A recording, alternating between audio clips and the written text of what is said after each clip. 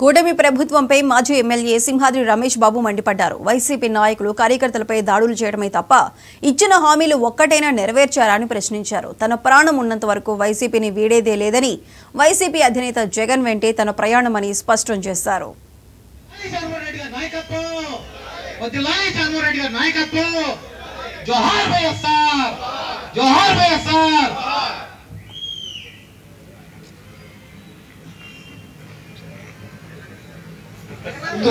విజయవాడకి 60-70 కిలోమీటర్ల దూరం అటువంటి రోడ్లు తప్పు.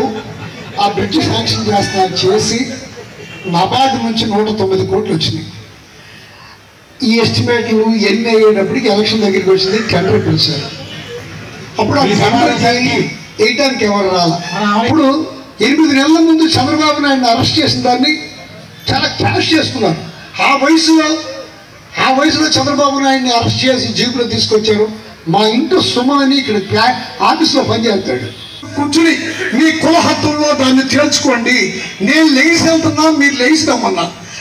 చంద్రబాబు నాయుడు ఇప్పుడు ఈ ప్రభుత్వంలో, తెలుగుదేశం ప్రభుత్వంలో ఎక్కడైనా ఉందా? ఎప్పుడూ ఉండదు.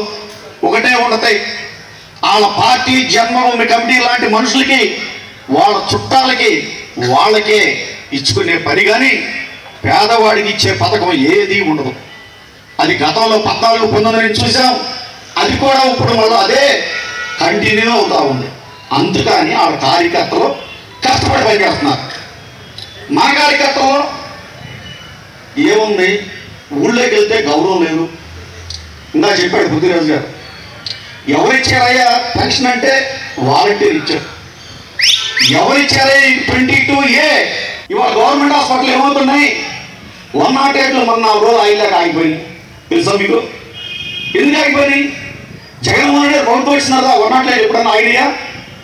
ఆ విధంగా కుంటు పడతాయే ఉంటాయి పేదవాడి పథకాలు. కార్యకర్తలతో సమావేశం ఇంతవరకు జరగలేదు. మళ్ళీ రేపు మాకు కోతలు పనులు బీనవుతాయి అని చెప్పి ఈ కార్యకర్తల సమావేశం ఉందని చెప్పి ఈరోజు అందుకుని ఈ కార్యక్రమం జరిగింది. ముఖ్యంగా ఈ మధ్య అనేక రకమైన పుకార్లు, నేను పార్టీ మారుతున్నాను, ఏ పార్టీ మారలేదు, నేను జగన్మోహన్ రెడ్డి గారితో పాటు ఉంటాను.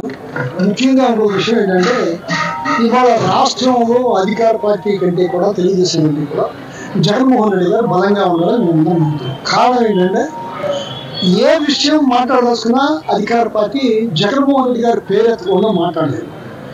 ఏ విషయంలో కూడా అన్ని విషయాల్లో జగన్మోహన్ రెడ్డి గారు మాట్లాడే తర్వాత విషయం చెప్తారు. కారణం ఏంటంటే, ఆయన మనుషులంటే, ఆయన పార్టీ అంటే ఒక రకమైన భయం ఆ పార్టీకి ఇంకా పోలా.